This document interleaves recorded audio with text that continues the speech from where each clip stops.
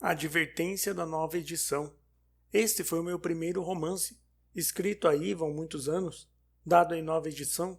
Não lhe altero a composição nem o estilo, apenas troco 2 ou 3 vocábulos e faço tais ou quais correções de ortografia, como outros que vieram depois, e alguns contos e novelas de então pertencem à primeira fase da minha vida literária.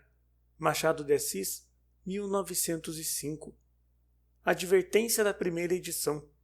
Não sei o que deva pensar desse livro, ignoro sobretudo o que pensará dele o leitor.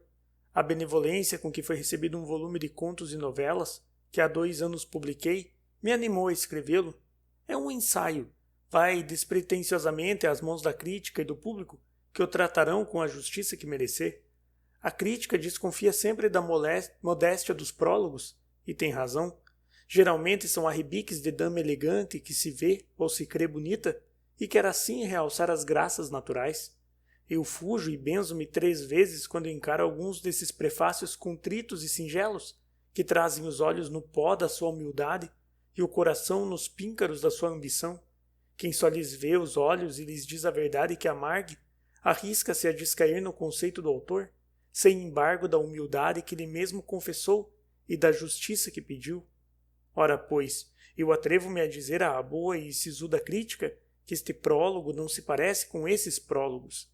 Venho apresentar-lhe um ensaio em gênero novo para mim, e desejo saber se alguma qualidade me chama para ele, ou se todas me faltam, em cujo caso, como em outro campo já tenho trabalhado com alguma aprovação, a ele volverei cuidados e esforços. O que eu peço à crítica venha a ser intenção benévola, mas expressão franca e justa. Aplausos, quando os não fundamentam mérito, afagam certamente o espírito e dão algum verniz de celebridade, mas quem tem vontade de aprender e quer fazer alguma coisa, prefere a lição que melhora ao ruído que lisonjeia. No extremo verdor dos anos presumidos, muito de nós, e nada, ou quase nada, nos parece escabroso ou impossível, mas o tempo, que é bom mestre, vem diminuir tamanha confiança, deixando-nos apenas a que é indispensável a todo homem e dissipando a outra, a confiança pérfida e cega. Com o tempo adquire a reflexão o seu império, e eu incluo no tempo a condição do estudo, sem o qual o espírito fica em perpétua infância. Dá-se então o contrário do que era dantes. Quanto mais versamos os modelos, penetramos as leis do gosto e da arte, compreendemos a extensão da responsabilidade, tanto mais se nos acanham as mãos e o espírito, posto que isso mesmo nos desperte a ambição, não já presunçosa, senão refletida. Esta não é talvez a lei dos gênios, a quem a natureza deu o poder quase inconsciente das supremas audácias, mas é, penso eu, a lei das aptidões médias, a regra geral das inteligências mínimas. Eu cheguei já a esse tempo, grato às afáveis palavras com que juízes benévolos me têm animado, nem por isso deixo de hesitar, e muito.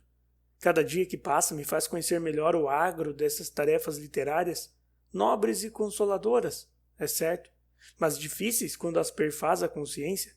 Minha ideia, ao escrever este livro, foi pôr em ação aquele pensamento de Shakespeare: Our doubts are traitors, and make us lose the good we oft might win, by fearing to attempt. Não quis fazer romance de costumes, tentei o esboço de uma situação e o contraste de 2 caracteres. Com esses simples elementos busquei o interesse do livro. A crítica decidirá se a obra corresponde ao intuito e, sobretudo, se o operário tem jeito para ela. É o que lhe peço com o coração nas mãos. Machado de Assis, 1872.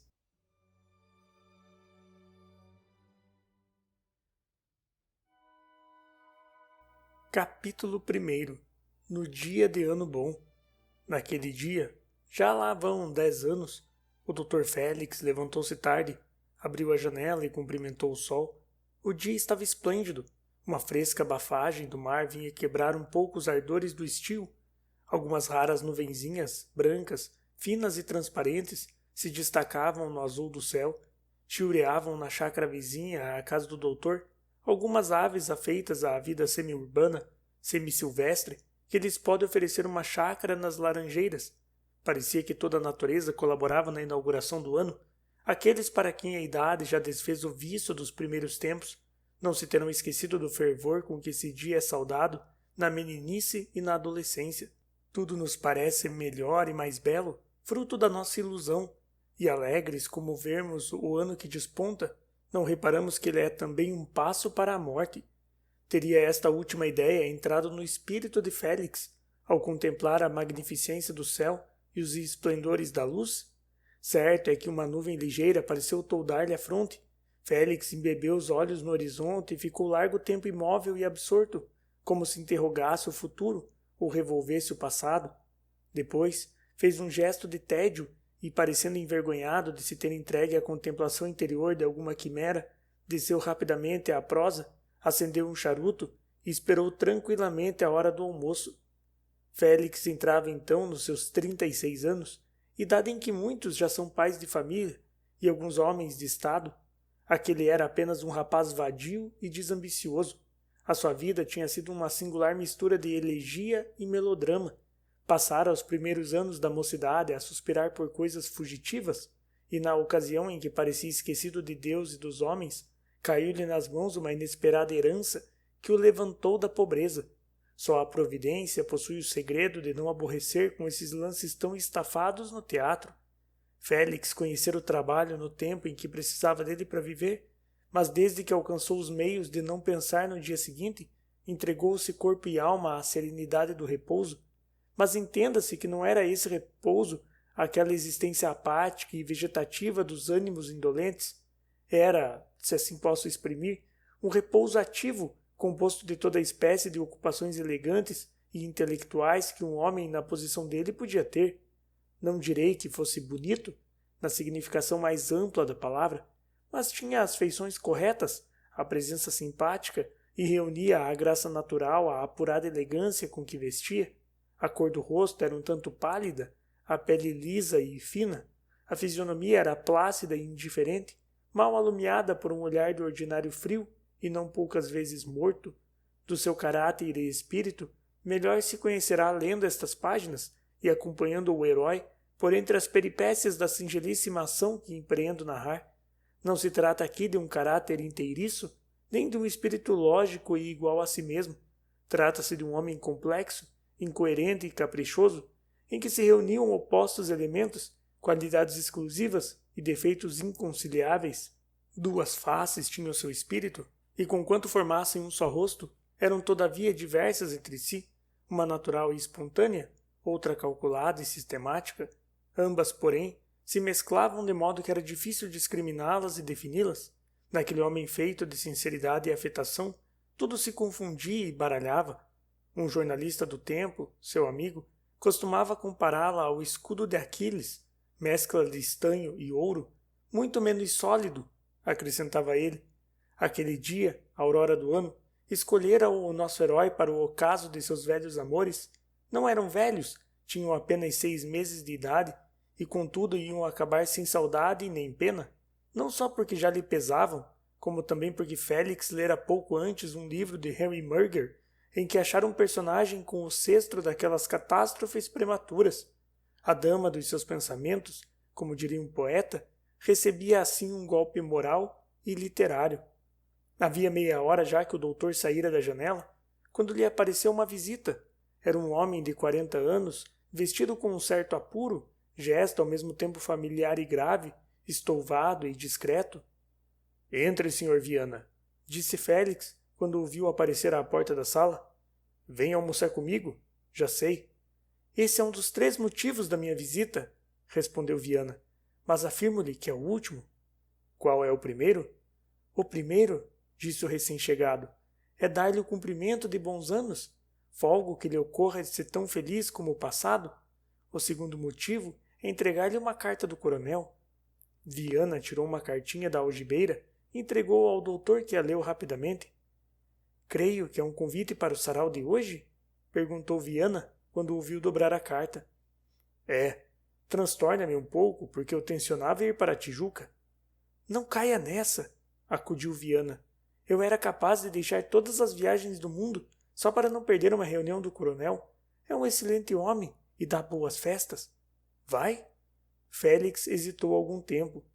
Olhe que eu venho incumbido de lhe destruir todas as objeções que fizer, disse Viana. Não faço nenhuma. O convite transtorna meu programa, mas apesar disso eu o aceito. Ainda bem. O moleque veio dar parte de que o almoço estava na mesa. Viana descalçou as luvas e acompanhou o anfitrião. Que novidades há? Perguntou Félix, sentando-se à mesa. Nada que me conste, respondeu Viana, imitando o dono da casa. O Rio de Janeiro vai a pior. Sim. É verdade. Já não aparece um escândalo. Vivemos em completa abstinência. E chegou o reinado da virtude. Olhe, eu sinto a nostalgia da imoralidade. Viana era um homem essencialmente pacato, com a mania de parecer libertino, mania que lhe resultava da frequência de alguns rapazes. Era casto por princípio e temperamento. Tinha a libertinagem do espírito, não a das ações. Fazia o seu epigrama contra as reputações duvidosas, mas não era capaz de perder nenhuma. E, todavia, teria um secreto prazer se o acusassem de algum delito amoroso, e não defenderia com extremo calor a sua inocência, contradição que parece algum tanto absurda, mas que era natural. Como Félix não lhe animasse a conversa no terreno em que ele a pôs, Viana entrou a elogiar-lhe os vinhos. Onde acha o senhor vinhos tão bons? Perguntou depois de esvaziar um cálice. Na minha algibeira. Tem razão. O dinheiro compra tudo, inclusive os bons vinhos. A resposta de Félix foi um sorriso ambíguo, que podia ser benevolente ou malévolo, mas que pareceu não produzir impressão no hóspede. Viana era um parasita consumado, cujo estômago tinha mais capacidade que preconceitos, menos sensibilidade que disposições. Não se suponha, porém, que a pobreza o obrigasse ao ofício. Possuía alguma coisa que herdara da mãe e conservara religiosamente intacto, tendo até então vivido do rendimento do emprego de que pedira demissão por motivo de dissidência com seu chefe. Mas estes contrastes entre a fortuna e o caráter não são raros. Viana era um exemplo disso. Nasceu parasita, como outros nascem anões. Era parasita por direito divino. Não me parece provável que houvesse lido Sá de Miranda. Todavia, punha em prática aquela máxima de um personagem do poeta. Boa cara, bom barrete e boas palavras custam pouco e valem muito. Chamando-lhe parasita, não aludo só à circunstância de exercer a vocação gastronômica nas casas alheias. Viana era também o parasita da consideração e da amizade, o intruso polido e alegre que, à força de arte e obstinação, conseguia tornar-se aceitável e querido, onde a princípio era recebido com tédio e frieza, um desses homens metediços e dobradiços que vão a toda a parte e conhecem todas as pessoas. Boa cara, bom barrete, boas palavras. Parecendo-lhe que Félix estaria preocupado, Viana entendeu não dizer palavra antes de achar ocasião oportuna. Veio o café e o primeiro que rompeu o silêncio foi o doutor. Viana aproveitou habilmente o ensejo para reatar o fio dos louvores, tão asperamente quebrado pelo dono da casa. Não lhe elogiou desta vez os vinhos, mas as qualidades pessoais. Afirmou-lhe que ninguém era mais querido na casa do coronel Moraes e que ele próprio não se recordava da pessoa a quem mais estimasse nesse mundo. O senhor é tão feliz a este respeito, terminou o hóspede, que até as pessoas que o não veem há muito conservam em toda a integridade o afeto que o senhor lhes inspirou. Adivinha de quem lhe falam? Não. Bem, sabe-lo-á de noite. Lá verá em casa do coronel uma pessoa que o admira e que o não vê há muito. Sejamos francos. É minha irmã Lívia. Admira-me isso, porque eu apenas a vi 2 vezes. Não é possível, insistiu Viana. Lembra-me que eu mesmo os apresentei um ao outro. Se eu não me engano, foi em Dia da Glória, há 2 anos. Eu descia o outeiro, continuou Félix. Quando os encontrei, estivemos parados 5 minutos. À noite encontramo-nos em um baile, cumprimentamo-nos apenas e nada mais. Só isso? Nada mais. Nesse caso, concluiu Viana, cuido que o senhor possui o segredo de fascinar as moças só com 5 minutos de conversa e um cumprimento de sala. Minha irmã fala muito no senhor, pelo menos depois que veio de Minas. Ah, ela esteve em Minas? Foi para lá, perto de 2 anos, depois que lhe morreu o marido. Veio há 8 dias. Sabe o que me propõe? Não. Uma viagem à Europa. E vão? Os desejos de Lívia são ordens para mim. Contudo, era talvez melhor que eu fosse só, porque uma senhora é sempre obstáculo aos demandos de um pecador como eu. Não lhe parece? É então uma viagem de recreio? Perguntou Félix. Ou de romance. Lívia tem esse defeito capital. É romanesca. Traz a cabeça cheia de caraminholas, fruto naturalmente da solidão em que viveu nesses 2 anos e dos livros que há de ter lido. Faz pena, porque é boa alma. Vejo que tem todas as condições necessárias a um poeta, observou o doutor. Lembra-me que era bonita. A esse respeito, a viuvez foi para ela uma renovação. Era bonita quando o senhor a viu. Hoje está fascinante. Há ocasiões em que eu sinto ser irmão dela. Tenho ímpetos de a adorar de joelhos. Com franqueza, assusta-me. Leve sorriso encrespou os lábios de Félix, enquanto Viana prosseguia o panegírico da irmã, com um entusiasmo que podia ser sincero e interessado ao mesmo tempo. Ao fim de 1/4 de hora, levantou-se este para sair. Até a noite? Disse, apertando a mão do dono da casa. Até a noite. Félix ficou só. Que mulher será essa? Perguntou a si mesmo. Tão bela que mete medo? Tão fantasiosa que causa lástima?